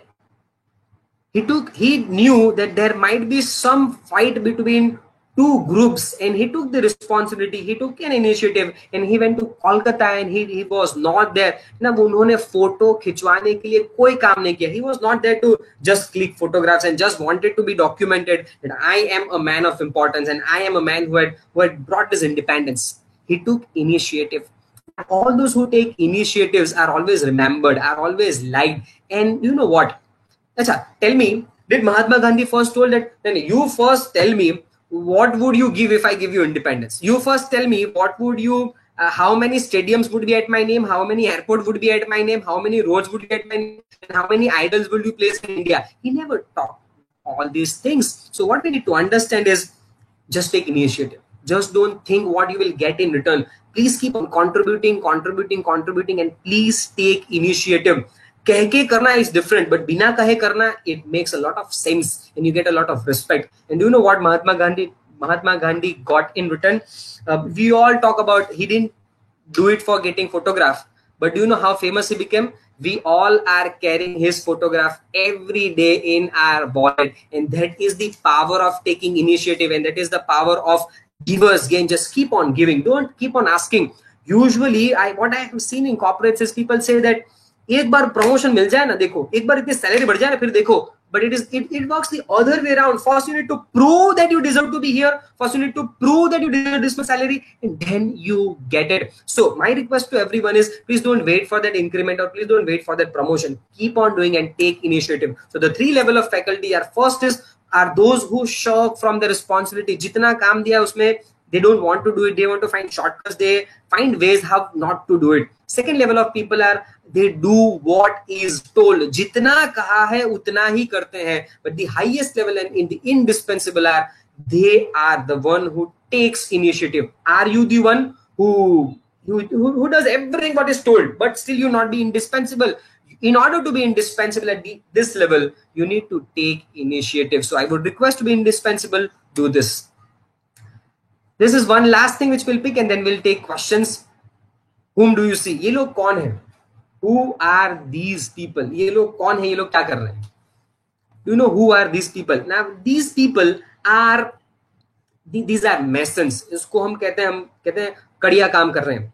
Now they work a lot. They work in this, a lot of heat and humidity. They work outside. They carry a lot of weight. But who gets the maximum amount? If we talk about construction industry, they are the one who does maximum labor. But above them, they have some contractor, and above them, they have a architect who earns the most. And there are 3 levels of people. The first level of people are this kadiya and this masons. And the second level of people are above them managers. And the third level of people are maker, that is the architect. So what we need to do, and let us understand why a person who does maximum work gets the least output and the least amount of income is this mason. This we call him kadiya. He uses just his hand. Usko jitna bola, he does what is told, what is directed, and that is why he gets a limited income. So that is the first level. Lowest level, jitna कहते हैं उतना करते हैं. They use just their hands. The second level are known as karigar. Now who are karigar? All those people who use their hand and they use their head. वो उनका दिमाग भी use करते हैं, and that is why they are karigar. But do you know at the highest level, the indispensable? The indispensable are the kalakar. And who are kalakar? These are the people. Guess what? Who would they be? When I talk kariya, just hand. Karigar, hand and head. And when I talk about kalakar, do you know who the kalakars are? Kalakar are the one who use their hand, who use their head. Any guess what would be the third one? Hand, head and heart. जब वो दिल से करते हैं ना, and that is why they do something great and they create something which no one else has created. My question to you is, what do you use while teaching? It is just your hands to write on the board. It is your hands and head to make and ensure the teachers and all the students learn. And is it the heart you pour in your work? If you'll do that, you will obviously be indispensable. So the 3 levels are just using hands, hand and head, and finally hand, head and heart. My question to you is, what do you use at your workplace? And that will make all the sense. With this final line, we will conclude and we'll take a lot of questions today. How many of you want to double your income? How many of you want to double your income? How many of you double your income? I add plus in just 1 year. How many of you want to double your income in just 1 year? Let me tell you one line of Robin Sharma. And Robin Sharma says, to double your income, triple your knowledge. यानी इतने age में, since this 30 years, 35 years, जितना knowledge आपके पास है, the day you triple your knowledge, your income will be double easily. Now, how this is possible in an academic institute? Let me tell you, you can propose something to your institute that you will counsel, you will do consulting, you will do consultation of businessmen, corporates, you can do consultation of companies, you can do research for them, you can solve problems of any society, and do a partnership with your institute, that with your knowledge you solve their problems, you can use the resources of your institute, and you can have a sharing ratio between institute and faculty, that how much, whatever is the earning, few percentage the institute will take for using resource and giving you this opportunity and time, and few amount which you can take. What do you think? The institutes would agree or not? My question to you is, if you put this proposal, you use your knowledge because you have a lot of knowledge, you're using it for the benefit of society, for corporates, for entrepreneurs, for companies, and for other people, would your institute agree? Yes or no is the question I want to ask you. Please write in chat if you feel yes, institute would obviously agree. Who is stopping you to do it? So the mantra is to double your income, triple your knowledge, learn, and once you have learned at some point of time, just drop, have a look at the screen, please learn, and then simply drop the L. You will be able to earn more. So with that, how you can become indispensable for your institute, these are a few inputs which I have written from my own experience. I have been a teacher for 10 years in academic institute. Then since last 5 years, I am on my own doing my consulting at different corporates and business houses, and this is what my experience is. I hope it was of benefit to you. We will now pick few questions. I'm just summing up. The last level of are the people who just earn for themselves. The second level, average level, they help students, but if you can help even institutes to earn, you are at the highest level. So with that, host, we would like to take few questions. Actually, we didn't take that question of the art of teaching and learning. I would be happy if I can share something, because even if I'm taking a lot of corporate trainings, I'm doing teaching and learning. So I'll be happy to share if I have. So floor is open for questions on the, even if you can talk about being indispensable, talk about the art and the craft of teaching and learning. Thank you so much. Over to the host. Thank you very much, Nirav sir, for a very motivational talk. On both the session, there is a very positive feedback from the participants. They all are enjoyed very much both your sessions. Now we will going to take a few of the questions. Yeah. The first question is how to inspire students to improve quality beyond getting good job in MNCs. Nowadays, the problem is students only focus towards the job, but when we go for Atmanirbhar Bharat, we need to motivate them to go beyond the job in MNCs, go for an innovation startup. So what is your input? Very simple, lead by example. They will watch you and they will learn. You cannot inspire by telling, you can inspire by doing.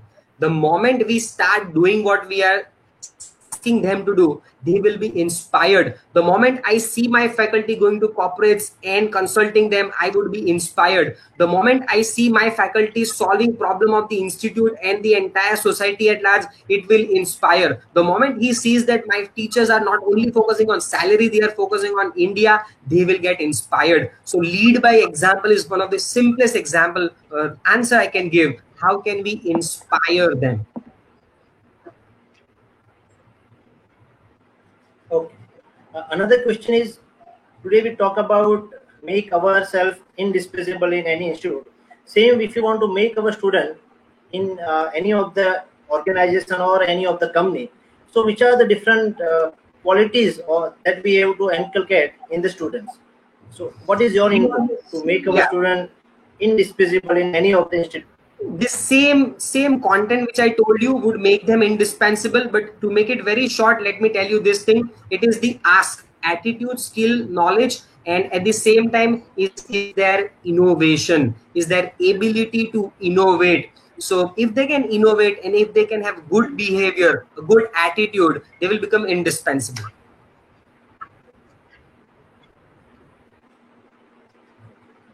Now this is one of the question of the participants. This is a very common problem facing nowadays all the teacher community, that willingness to study. This is a common problem in the students. So how to deal with the students who are not willing to study, no matter how much we make them realize the value of teaching or education. So what is your input to motivate them? This is a very common problem in today's young generation. One thing I agree with all of you is one reason which even I have encountered is lack of goal. You know why they are not enthusiasts for learning or doing anything is they don't have any goal in life. So one thing which I have tried to do in my career is I ask institutes to give me the students on very first day. Can we build their attitude right from the day one? Usually if you take data, I like to share one data. If you take students and if you take data of all those students who passed in 12th, so the number of students who passed and failed, the number of students who got 70% distinction and all those who got less, and then you compare this data with the first year results, it is a stark difference. And do you know why? Because in India, when they are in school, they are told that come what may, when you are in school you need to be disciplined, and then when you go to college you can do anything you want. And then they have in their mind college life, and then everything changes. All the toppers also ruin their life. So can we build their, so one is lack of goal. If they don't have goal, we will not be able to help, point number one. But if they have goal, then what we need to do is, then it is up to us. Look, one thing we need to understand is these generation would first test you.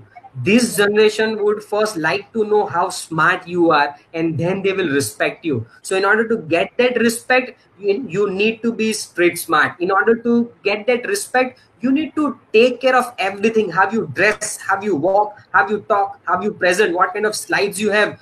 We know teachers, we know students, they name teachers, उनको एक अलग-अलग नाम देते हैं. So we need to take care of everything. What you are wearing, they will even take care of that. So entire grooming, presentation, and your attitude, everything would matter. We again need to ensure that we don't do any bias while we are evaluating.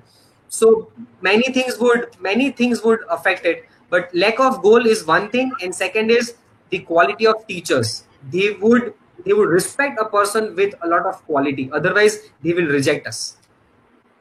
Okay. One of the question is India is belongs to, there is so many rural areas, and India is even government is focusing to make a technical education very useful to all these rural areas. But the common problem with soft skill. So is there any special model or methods to process that rural students who are weak in soft skill and make them compared to all the urban areas?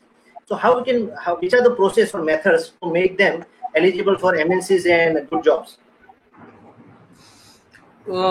One part of the question says how can we make the rural students compatible for MNC is, might be we don't require everyone to go into MNC. We need to understand, even when institutes write, I want to be the best institute in India, sometimes we don't understand.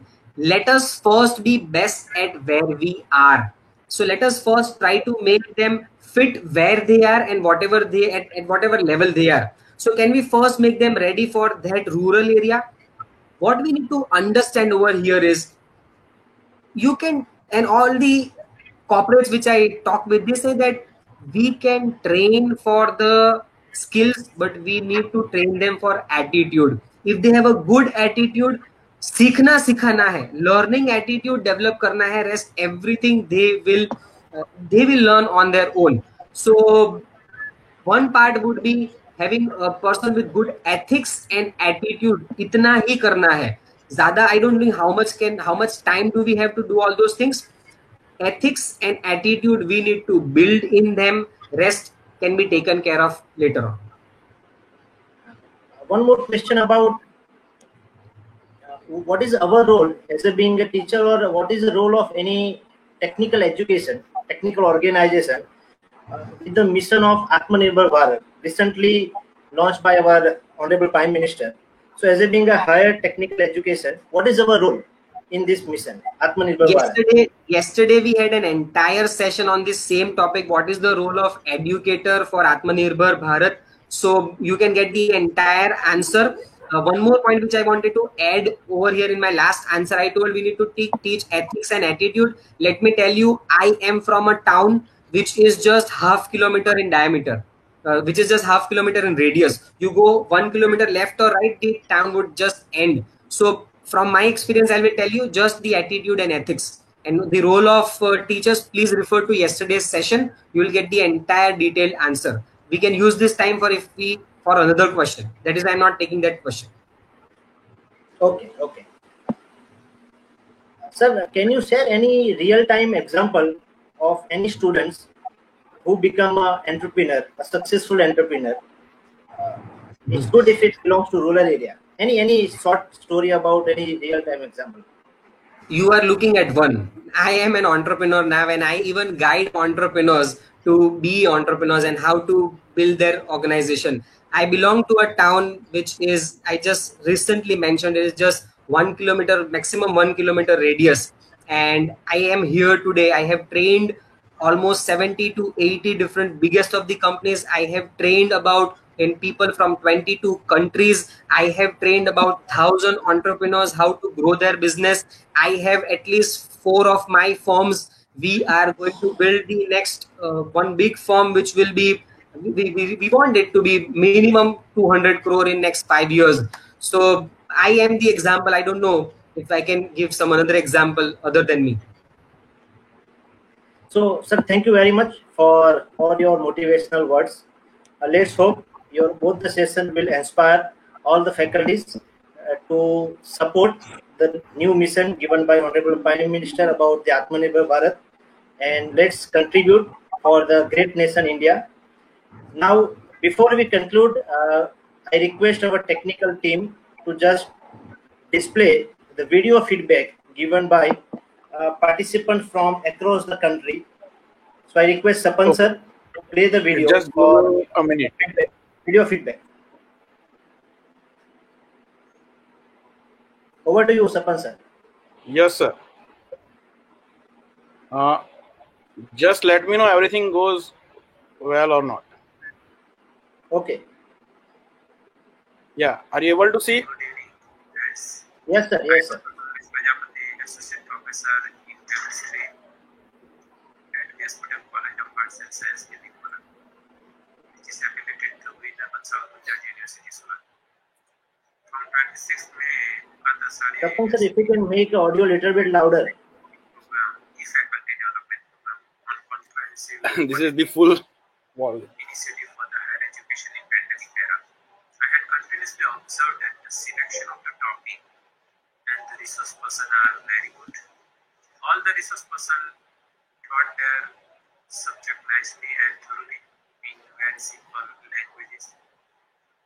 I appreciate them and also appreciate the Katasari University and the staff member. Without their hard work, this one program was not possible. I congratulate them. This is one of the best live program I have seen on Facebook, and I think most of the participants learn how to come out in this pandemic era, and I hope they will try to create such a platform for the future generation so they can learn new things. Thank you all the participants and congratulate to Katasari University. Thank you. I, Dr. Mukhen Joshi, Assistant Professor, Dr. Ambedkar Institute of Management Studies and Research, Diksha Bhupin, affiliated with RPM Nagpur. I would like to congratulate Ukatarsari University, a well-organized family who put their efforts in right situation to contribute to the noble cause in education. Nowadays, video has become an important part of higher education. It is an integrated part of traditional courses. It serves as a foundation of many neglected courses and is often the main information delivery mechanism in recent books. In order for video to serve as a productive part of learning experience. However, it is important for the instructor to consider three elements for video design and implementation, namely cognitive load, non-cognitive elements that impact the engagements, and features that promote active learning. Together, these considerations provide a solid base for the development and use of video as an effective education. This is Sarika Johari from Anand Pharmacy College, Gujarat. I am from Department of Pharmacology. I first of all congratulate IQAC cell of Uka-Tarsari University, Bardoli for the successful completion of 1 week EFTP on comprehensive quality initiatives for higher education in pandemic era. I attended this EFTP right from the day one, and I am very happy to say that all the sessions were from the beginning excellent. The speakers invited were able to cater what we as a teacher need to know. And since they were from different disciplines, we were very excited to learn something new from each session, from each speaker every day. It began with the talk on startups, which is the need of the hour, to be self-reliant, to be Atmanirbhar and progressive in this era.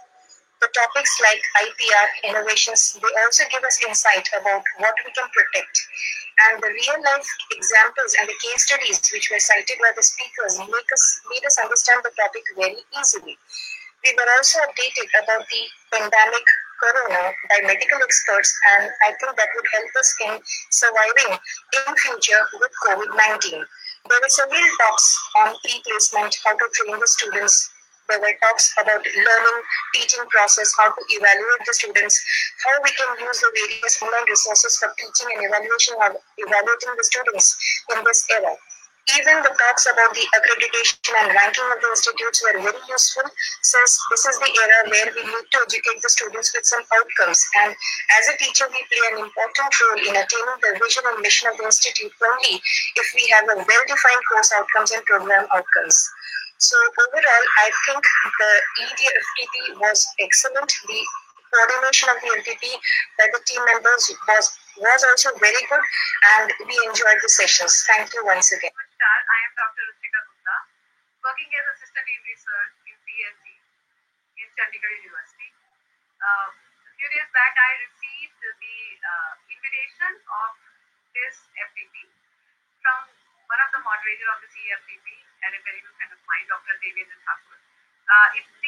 The topic of this FTP actually just, it just charmed me so much, and I actually was eager to look forward to it, what to be the content. And the topic was so good, like quality initiative for higher education in pandemic era. That is the utmost needed stuff in this time, because higher education is going through a difficult phase in this pandemic era.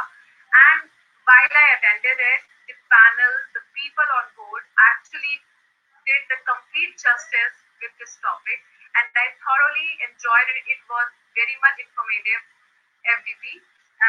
Few days still left, but I'm looking forward to it, and thanks for this opportunity, and I could able to get this insightful information about this topic.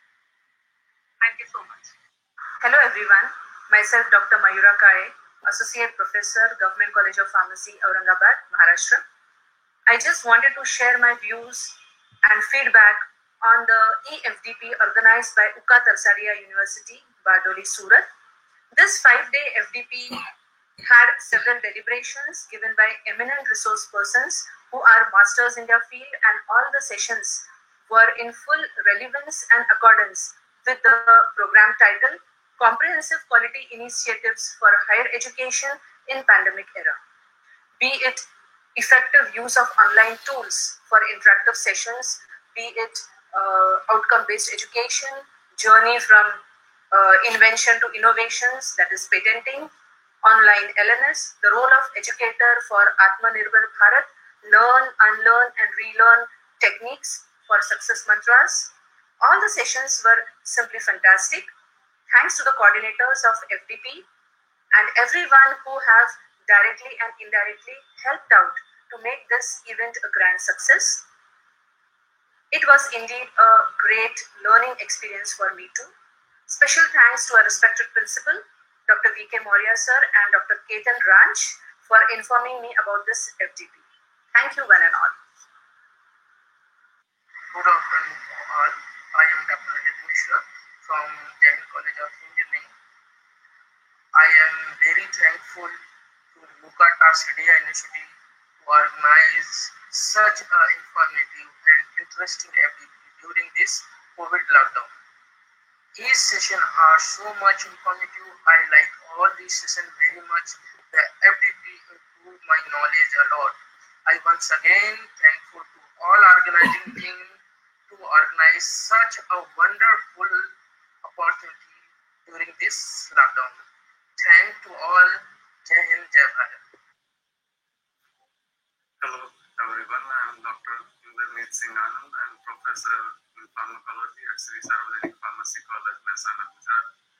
I would like to extend my best wishes and congratulations to the team of IQAC Qatar Sadia University for the success of this EFDP on comprehensive quality initiatives for higher education in the pandemic area.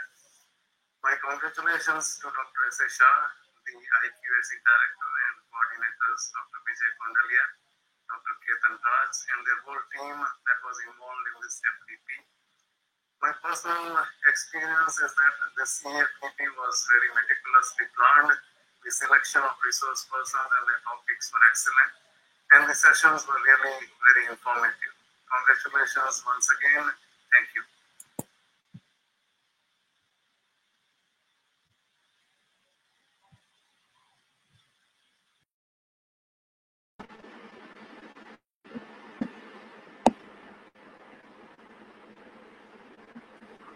So participant, it was all recorded video feedback from participants. Now we are going for statistics of feedbacks given by all the participants. So let me share the screens for the statistics.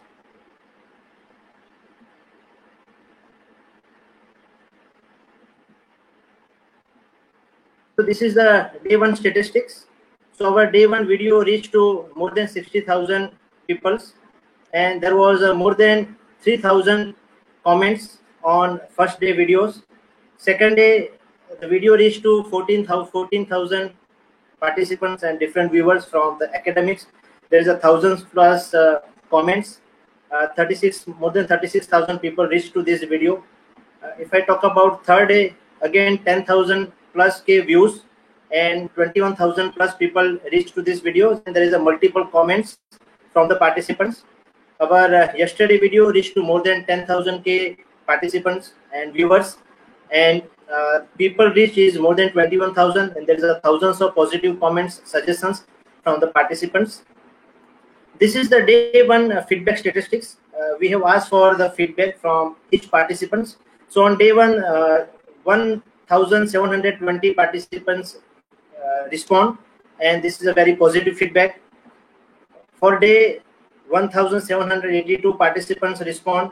Again, it's a very excellent and positive feedback. 1,803 participants responded, give their feedbacks. Again, it's a very positive.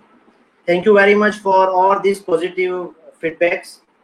Now, I would like to announce and inform you all, our university going to organize one more EFDP. The title is Skilling the Teachers for Online Education. This EFDP we will going to organize from 2nd of June to 6th of June. There is no any registration fee, and this FDP organized by Humanities Department of Uka Tarsaria University. So I invite you all for once again very wonderful EFDP on a specific topic for all our teachers. So I request you all to register. I request you all to forward this link to your all the colleagues. Particular link is already shared in your in our Telegram group, so you can have links and all other information. Here, the information about different topics, experts for the upcoming EFDP going to organize by Humanities Department of Uka Tarsaria University. We looking forward to all of you for positive participation in our second EFDP also.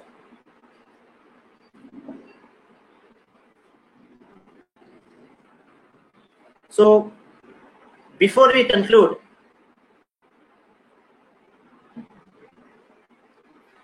I would like to thanks on behalf of our organizing team, on behalf of IQAC Cell Ukatar Saraya University, to all the participants for participating in a very huge number, for timely presence, for very positive feedbacks, to participate in quiz. So once again, thank you very much for your time, valuable time in this pandemic era. We hope that in this EFDP we all learn so many new things, and in next coming days, in next tough time, we will going to implement all these different positive points we have learned, we have enlightened ourselves in last 5 days. About there are few instruction or announcement about, for example, certificate. We will going to provide you link in next week, so you can download certificate. But the certificate with condition that you should have participated in all the sessions, all the 12 sessions, and there is a feedback from your side.